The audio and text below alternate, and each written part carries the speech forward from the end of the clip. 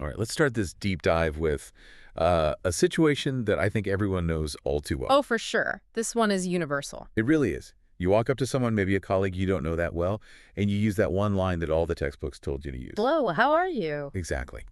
And the response you get back, almost without fail, is what? Good. Good. And that's it. It's this conversational dead end. All momentum just gone. It really is the sound of a door slamming shut. And then you get that awkward panic where you feel like you have to ask another generic question and it just makes it worse. That dead space is so painful. So why does that happen? Today, we're diving deep into a really fascinating set of sources. It's a transcript all about the art and maybe the science of conversation starters. Mm. And our mission here is to pull out those practical, sort of unspoken rules that native speakers use to get past that good trap. We want to give you the shortcut to sounding, well, human, not just correct. And that's the thing, right? That idea of being correct is where the problem starts. Textbooks, they're great at teaching you grammatically perfect sentences. Sure.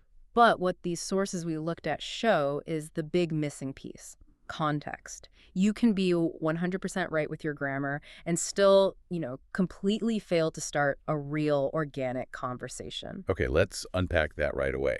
If hello, how are you, Yeah. is what we're all taught, is the main takeaway from these sources, that Yeah. it's just wrong. Well, the sources are careful about this. They say it's not wrong, but incomplete. Incomplete. Okay. It's a phrase that works fine in, say, a really transactional setting. Yeah. You're at the grocery store checkout, it's fine. But when you're trying to actually build some rapport, it falls flat because it's missing the most important thing: Which is a reason for the conversation to exist in the first place. a reason.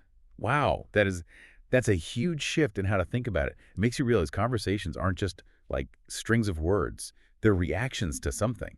Exactly. And if you just ask someone, how are you, out of nowhere, you're forcing them to create this little internal status report without any prompt at all.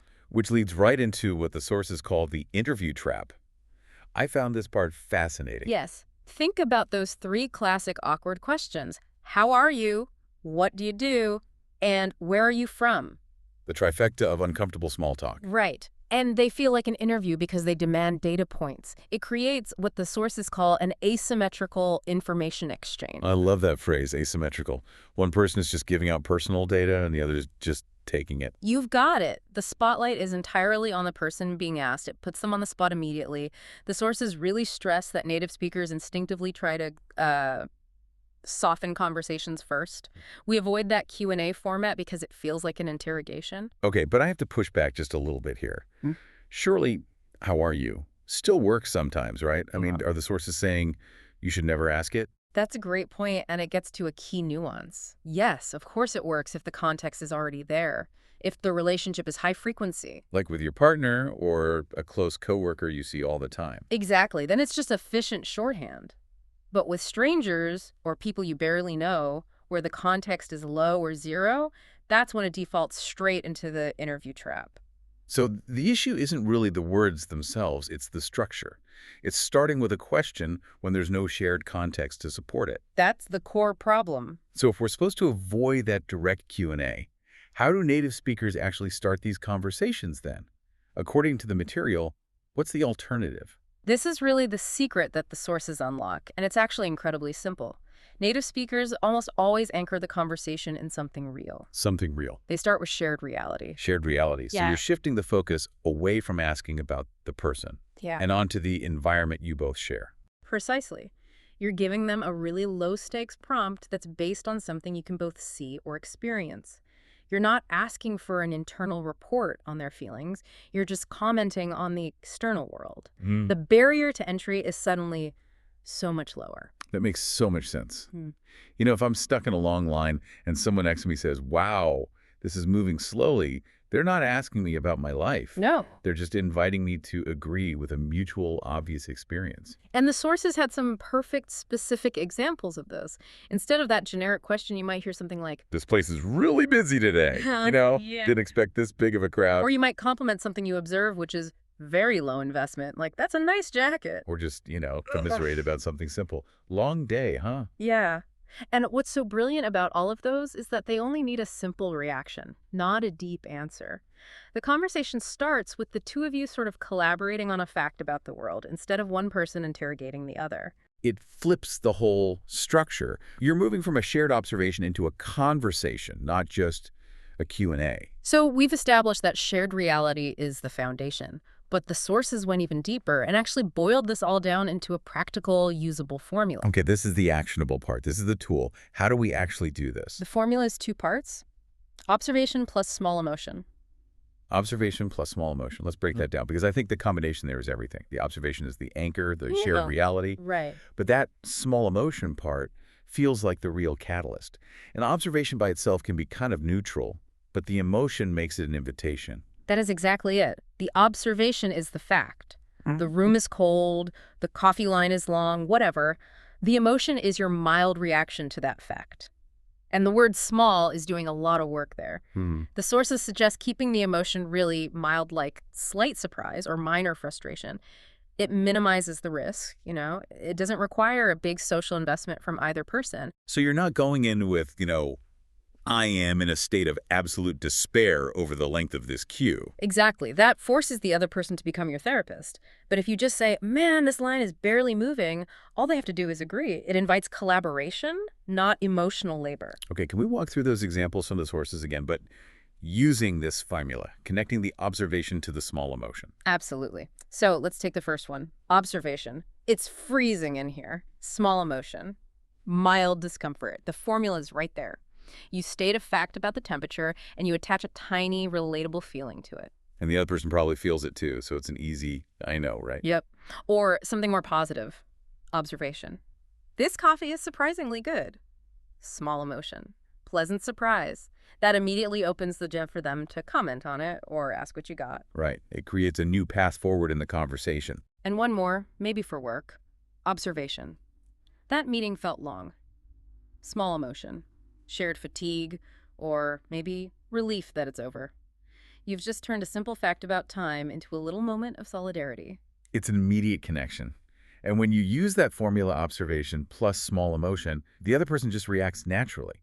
It becomes a real conversation, not that rigid Q&A we're trying to escape. It completely shifts the focus from tell me about you to let's talk about this thing that we're both experiencing. It's an invitation to be in the present moment together. Okay, so let's take this from theory to practice. How do we use this in different real-world situations? Because that's where this really matters. Right. The core idea is universal, but the specific observation you pick has to fit the context. Let's start with work. The office can be full of those stiff greetings. Instead of the classic, morning, how was your weekend? Which almost always gets a one-word answer. You apply the formula to what's happening right now at work. Something like, this week feels intense already. That's the observation. Then add the small emotion. I'm really hoping we can make some progress on the Smith project. So the observation is the intensity, the emotion is that mix of stress and hope. And that invites a useful professional response. And it creates a natural path to talk about work, which is the whole reason you're both there. It's the immediate shared context. Okay, what about somewhere like a cafe, standing in line next to a stranger? That can be super awkward. So you observe something about the task at hand. You could say, I always get confused by this menu. That's the observation. The small emotion is mild confusion. It's a little self-deprecating. And that invites the other person to either agree or maybe even better, give you a recommendation. Exactly. A recommendation is a golden opportunity. If they say, oh, you should try the latte, you can immediately pivot and ask more questions. The conversation just starts to spiral naturally. You're lowering the social barrier by admitting a tiny, harmless vulnerability like confusion. That's a great way to put it. All right, final one. The modern-day minefield of the online meeting. The silence before everyone has joined. Here, the sources say you can actually use the technology itself as your shared reality. So instead of just waiting in silence, you can say something like, can everyone hear me okay? My connection feels a little weird today. So the technical check becomes the conversation starter. Yes. It works because it forces immediate shared confirmation. It pulls everyone out of their individual silence to solve a tiny collective problem before the real meeting even begins. You're using the virtual environment as your shared reality hook. That's clever. And this all really leads us to what the sources call the ultimate secret. And I think this is probably the most liberating idea for anyone trying to get better at this. I agree. Stop trying to sound correct. Start trying to sound human. That's it. To sound human is to react. Native speakers aren't planning their opening lines word for word. They're observing the world around them, the temperature, the noise, a piece of clothing, and then they just offer a small emotional take on it. We spend so much time trying to memorize the perfect script, following some rigid textbook rule, and we completely miss that real conversation is dynamic. It's based on what's happening right now. So, to just quickly summarize that key shift, you're moving from that incomplete, context free textbook greeting to starting your interactions with shared reality. With that simple formula, observation plus small emotion. Right. And knowing this is one thing, but applying it is everything. You now have a tool to shift your focus from, planning inside your own head to just observing the world outside. Instead of searching for the perfect line, just start looking around you for the catalyst. And that's really where we want to leave you today. If a great conversation is all about reacting to the world around you, what's one small detail in your immediate environment right now that you're maybe ignoring? An observation about the temperature, the sound, the time. What could be the perfect door opener for your very next conversation? Something to think about. Hmm. Until the next deep dive. We'll catch you then.